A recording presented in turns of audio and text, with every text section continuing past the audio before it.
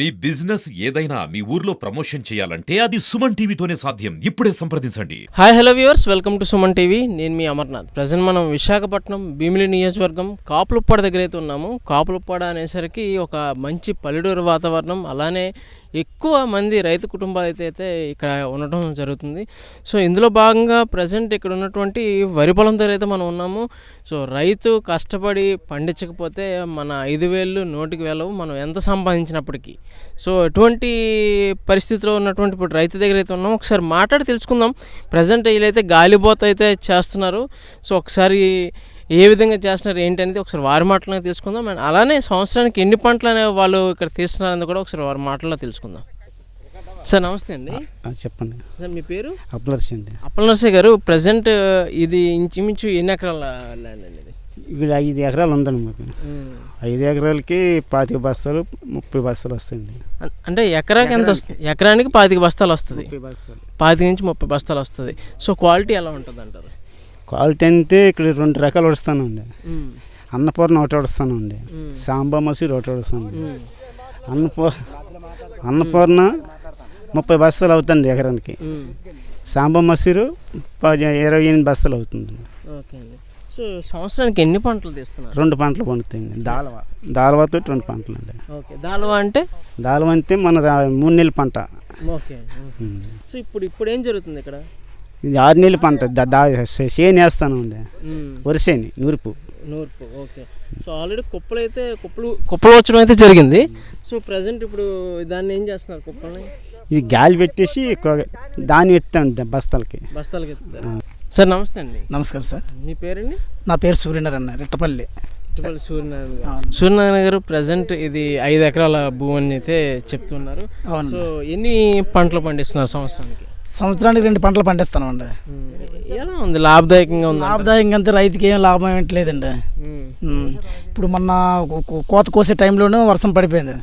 వారం రోజులు ఏకంగా ఇగో చూడండి, ధాన్యం నల్లగా అయిపోయి వారం రోజులు కంటిన్యూగా వర్షం పడింది, మొలక కూడా వచ్చింది. లాభదాయకం అంటే రైతులకి ఏం లేదండి. కరెక్ట్గా ఏదో కష్టపడి పండిస్తామంటే పండే టైంకి వర్షాలు పడిపోవడము ఏదో జరుగుతుందన్నమాట. పండగ ముందు ఎగ్జాక్ట్గా 10 రోజులు ఏకదాటిగా వర్షాలు పడడం జరిగింది. సో అప్పుడు ఈ యొక్క పొలం పరిస్థితి ఎలా ఉంది? అప్పుడు అంతే శుభ్రంగా వాటర్ వచ్చేసి శుభ్రం తడిసిపోయిందండి. కోత కూడా కోసాం మాకు తెలియక, అంతే మొత్తం తడిసిపోయిందండి. వారం రోజులు మొలక కూడా వచ్చింది. మొలక వచ్చింది పనికిరాదు, ఇంకా మొలక వచ్చింది ఇంక పనికిరాదండి. సో ఎలా అంటే ఏ రకాల ఇది ధాన్యం అయితే పండిస్తున్నారు ఇక్కడ? సాంబ మైసూరు, ఇది ఇప్పుడు అన్నపూర్ణ అండి ఈ రకం. ఓకే. సరే, ఇప్పుడు ప్రజెంట్ మామూలుగా ఒక రైతు సాధారణంగా సంవత్సరంలో ఎన్ని పంటలు తీయచ్చు అంటారు? సంవత్సరంలోనూ ఇప్పుడు చెరువు మరమ్మతులు జరుగుతున్నాయండి. ఆ మరమ్మతులు జరిగితే సంవత్సరానికి 2 పంటలు తీయొచ్చండి. సో చెరువు మరమ్మతులు అంటే ఎప్పుడు కంప్లీట్ అవ్వచ్చు అంటున్నారు? నీకు జూన్ కల్లా కంప్లీట్ అయిపోతుందండి. సో ప్రజెంట్ అండి, ఇప్పుడు అంటే ధాన్యం యొక్క రుచి నేలసారం మీద ఆధారపడి ఉంటుందా, లేదంటే కనుక విత్తనం మీద ఆధారపడి ఉంటుందా? నేలసారం మీద ఆధారపడి ఉంటుందండి మెయిన్. ఇదేంటే పొల్యూట్ వాటర్ వచ్చేస్తుందండి. మధురవాడ నుంచి ఐస్ ఫ్యాక్టరీ వాటర్ అది పొల్యూట్ అయిపోతుంది, గడ్డకు వచ్చి గడ్డలో నుంచి మాకు ఇక్కడ చెరువుకి వస్తుందండి. అదే వాటర్ ఈ పొలానికి పెట్టడం వల్ల ఏంటంటే తిన్న దీనికి బాగోదు. తర్వాత దమ్ముట్టే టైం కొన్నికి మన అందరికీ దురదలు వచ్చేయడము రైతులకి.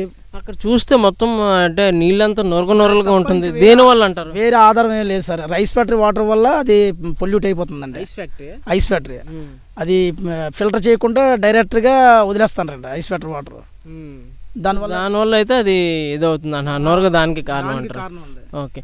సో నెక్స్ట్ ఏంటంటే ఇక్కడ మీరు వాడే విత్తనాలు అవ్వచ్చు, ఎరువులు అవ్వచ్చు, ఇవన్నీ అంటే ప్రభుత్వం సహకారం తీసుకుంటున్నారు అంటున్నారు?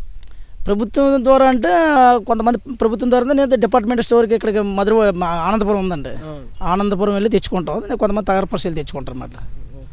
సో ప్రజెంట్ అంటే మీరు కొద్దిగా యంగ్ జనరేషన్లో ఉన్నారు చెప్పాలంటే. సో ఈ యొక్క రైతు కష్టపడితే కానీ అందరికీ 5,000 నోట్లోకి వెళ్ళవు, మనం ఎంత సంపాదించినప్పటికీ.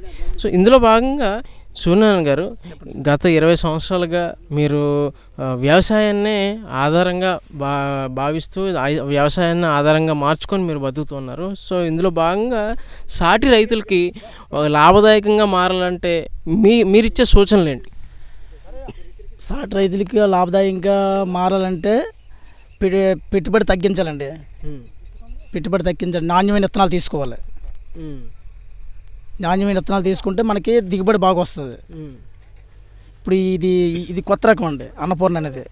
ఇది ఇంచుమించు నీకు ఇప్పుడు ఉడిసేదానికంటే ఒక 5 బస్తాలు ఎక్స్ట్రా పండుతుంది. నాణ్యమైన విత్తనాలు తీసుకుంటే మనకి రైతులకి గిట్టుబాటు ఉంటుంది. తర్వాత ప్రభుత్వం నుంచి కూడా సహాయం అనేది రైతులకు అందినట్టు అయితే బాగుంటుంది సార్. సో అంటే అండి, ప్రజెంట్ ఉన్న సిచ్యువేషన్స్లో ఒక రైతుకి ఒక ఎకరం మీద ఎంత ఖర్చు అవుతుందంట? ఎకరానికి 35 నుంచి 40 వేలు ఖర్చు అవుతుంది సార్ ఒక ఎకరాకి. సో అదే ఎకరాకి వచ్చే పంట ద్వారా వచ్చేది లాభదాయకంగా ఉంటుంది. బాగా పండితే 35 నుంచి 40 బస్తాలు పండుతుందండి ఎకరానికి. 35. ఇలా వర్షాలు పడితే పరిస్థితి ఎలా? వర్షాలు పడితే లాసే సార్.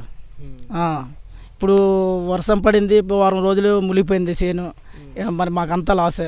ఈ సంవత్సరం ఇంచుమించు మాకు 35 వేలు లాసు అంట ఎకరం మీద.